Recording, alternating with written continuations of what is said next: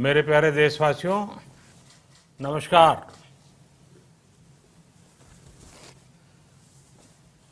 Corona वैश्विक महामारी के खिलाफ लड़ते लड़ते अब हम अनलॉक 2 में प्रवेश कर रहे हैं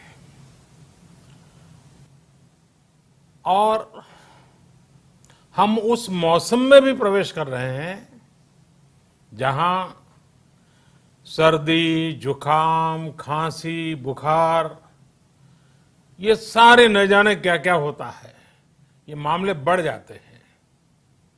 ऐसे में मेरी आप सभी देशवासियों से प्रार्थना है कि ऐसे समय अपना ध्यान रखिए।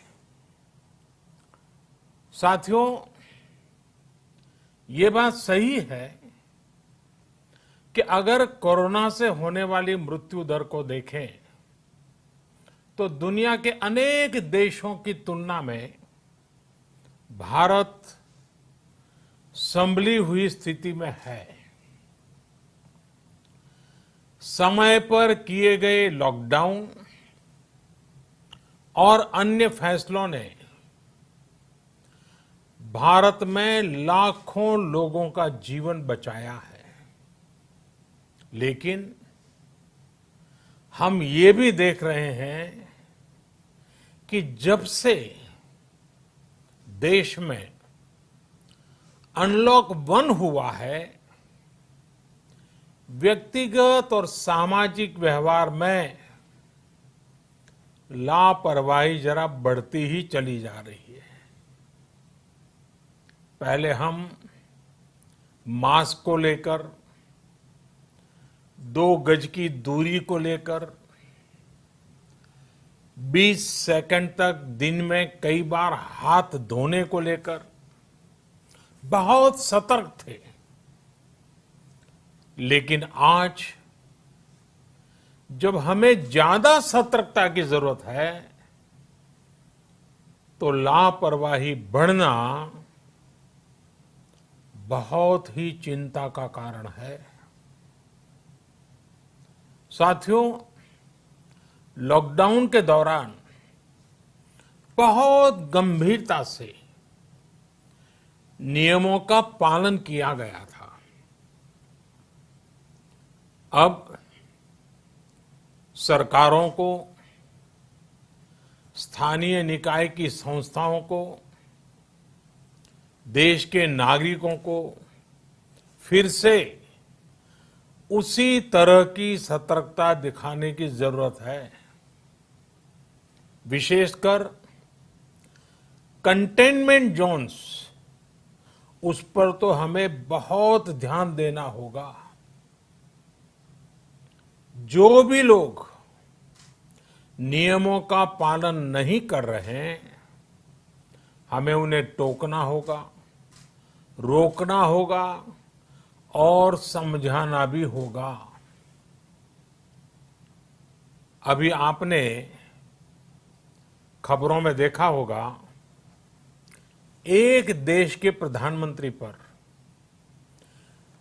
13,000 रुपये का जुर्माना इसलिए लग गया क्योंकि वो सार्वजनिक स्थल पर मास्क पहने बिना गए थे। भारत में भी स्थानीय प्रशासन को इसी चुस्ती से काम करना चाहिए। ये 130 करोड़ देशवासियों के जीवन की रक्षा करने का अभियान है। भारत में गांव का प्रधान हो या देश का प्रधानमंत्री, कोई भी नियमों से ऊपर नहीं है। साथियों, लॉकडाउन के दौरान देश की सर्वोच्च प्राथमिकता रही ऐसी स्थिति न आए कि किसी गरीब के घर में चूल्हा न जले। केंद्र सरकार हो, राज्य सरकारें हो, सिविल सोसाइटी के लोग हों, सभी ने पूरा प्रयास किया कि इतने बड़े देश में हमारा कोई गरीब भाई बहन भूखा न सोए। देश हो या व्यक्ति, समय पर फैसले लेने से, संवेदनशीलता से फैसले लेने से किसी भी संकट का मुकाबला करने की शक्ति अनेक गुना बढ़ जाती है। इसलिए लॉकडाउन होते ही सरकार प्रधानमंत्री गरीब कल्याण योजना लेकर आई। इस योजना के तहत गरीबों के लिए 2.25 लाख करोड़ रुपए का पैकेज दिया गया। साथियों, बीते 3 महीनों में 20 करोड़ गरीब परिवारों के जनधन खातों में सीधे 31,000 करोड़ रुपया जमा करवाए गए हैं।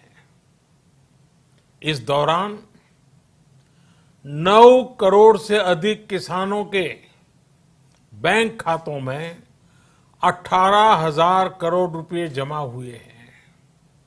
इसके साथ ही गांवों में श्रमिकों को रोजगार देने के लिए प्रधानमंत्री गरीब कल्याण रोजगार अभियान तेज गति से आरंभ कर दिया गया है। इस पर सरकार 50,000 करोड़ रुपए खर्च कर रही है। लेकिन साथियों, एक और बड़ी बात है जिसने दुनिया को भी हैरान किया है, आश्चर्य में डुबो दिया है।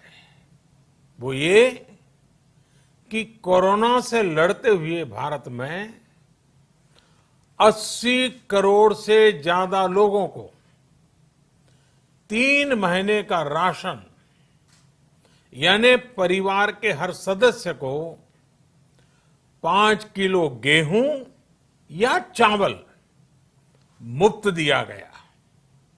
इसके अतिरिक्त प्रति परिवार हर महीने 1 किलो दाल भी मुफ्त दी गई। यानी एक तरह से देखें तो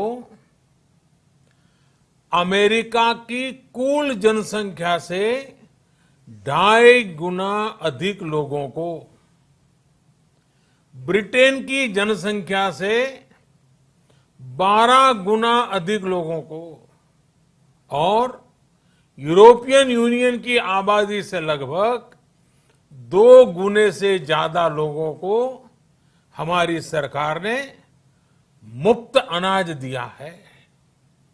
साथियों, आज मैं इसी से जुड़ी एक महत्वपूर्ण घोषणा करने जा रहा हूं। साथियों, हमारे यहां वर्षा ऋतु के दौरान और उसके बाद मुख्य तौर पर कृषि क्षेत्र में, एग्रीकल्चर सेक्टर में ही ज्यादा काम होता है। अन्य दूसरे सेक्टरों में थोड़ी सुस्ती रहती है। जुलाई से धीरे धीरे त्योहारों का भी माहौल बनने लगता है। अब आप देखिए, अभी 5 जुलाई को गुरु पूर्णिमा है, फिर सावन शुरू हो रहा है, फिर 15 अगस्त आएगी, रक्षाबंधन आएगा, कृष्णा जन्माष्टमी आएगी, गणेश चतुर्थी आएगी, ओणम होगा और आगे जाएं तो काटी बिहू है, नवरात्रि है, दुर्गा पूजा है, दशहरा है, दीपावली है, छठी मैया की पूजा है।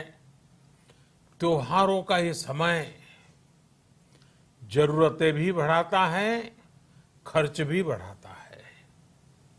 इन सभी बातों को ध्यान में रखते हुए ये फैसला लिया गया है कि प्रधानमंत्री गरीब कल्याण अन्न योजना का विस्तार अब दिवाली और छठ पूजा तक, यानी नवंबर महीने के आखिर तक कर दिया जाएगा। यानी 80 करोड़ लोगों को मुफ्त अनाज देने वाली ये योजना अब जुलाई, अगस्त, सितंबर, अक्टूबर, नवंबर में भी लागू रहेगी। सरकार द्वारा इन 5 महीनों के लिए 80 करोड़ से ज्यादा गरीब भाई बहनों को हर महीने परिवार के हर सदस्य को 5 किलो गेहूं या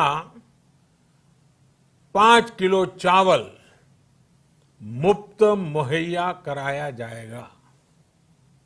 और साथ ही प्रत्येक परिवार को हर महीने 1 किलो चना भी मुफ्त दिया जाएगा। साथियों, प्रधानमंत्री गरीब कल्याण अन्न योजना के इस विस्तार में 90,000 करोड़ रुपए से ज्यादा खर्च होंगे। और अगर इसमें पिछले 3 महीने का खर्च भी जोड़ दें तो ये करीब करीब 1.5 लाख करोड़ रुपया हो जाता है। अब पूरे भारत के लिए हमने एक सपना देखा है। कई राज्यों ने तो बहुत अच्छा काम भी किया है। बाकी राज्यों पर भी हम आग्रह कर रहे हैं कि इसको काम को आगे बढ़ाएं। और काम क्या है? अब पूरे भारत के लिए एक राशन कार्ड की व्यवस्था भी हो रही है। यानी एक राष्ट्र एक ration card, 1 nation 1 ration card. इसका सबसे बड़ा लाभ उन गरीब साथियों को मिलेगा जो रोजगार या दूसरी आवश्यकताओं के लिए अपना गांव छोड़ करके कहीं और जाते हैं, किसी और राज्य में जाते हैं। साथियों, आज गरीब को, जरूरतमंद को सरकार अगर मुफ्त अनाज दे पा रही है तो इसका श्रेय प्रमुख रूप से 2 वर्गों को जाता है। पहला, हमारे देश के मेहनती किसान, हमारे अन्नदाता। और दूसरा, हमारे देश के ईमानदार टैक्स पेयर।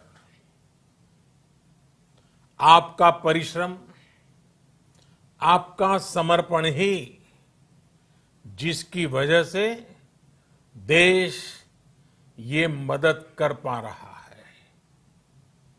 आपने देश का अन्न भंडार भरा है, इसलिए आज गरीब का, श्रमिक का चूल्हा जल रहा है। आपने ईमानदारी से टैक्स भरा है, अपना दायित्व निभाया है, इसलिए आज देश का गरीब इतने बड़े संकट से मुकाबला कर पा रहा है।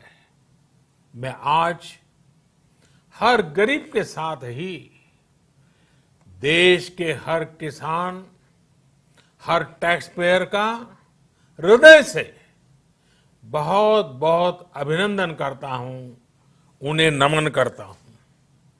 साथियों, आने वाले समय में हम अपने प्रयासों को और तेज करेंगे। हम गरीब, पीड़ित, शोषित, वंचित हर किसी को सशक्त करने के लिए निरंतर काम करेंगे। हम सारी एहतियात बरतते हुए इकोनॉमिक एक्टिविटीज को और आगे बढ़ाएंगे। हम आत्मनिर्भर भारत के लिए दिन रात एक करेंगे। हम सब लोकल के लिए वोकल होंगे। इसी संकल्प के साथ हम 130 करोड़ देशवासियों को मिलजुल करके संकल्प के साथ काम भी करना है, आगे भी बढ़ना है। फिर से एक बार मैं आप सबसे प्रार्थना करता हूं, आपके लिए भी प्रार्थना करता हूं, आपसे आग्रह भी करता हूं, आप सभी स्वस्थ रहिए, 2 गज की दूरी का पालन करते रहिए, गमछा, फेस कवर, मास्क ये हमेशा उपयोग कीजिए, कोई लापरवाही मत बरतिए। इसी आग्रह, इसी कामना के साथ मैं आप सभी को बहुत बहुत शुभकामनाएं देता हूं। धन्यवाद।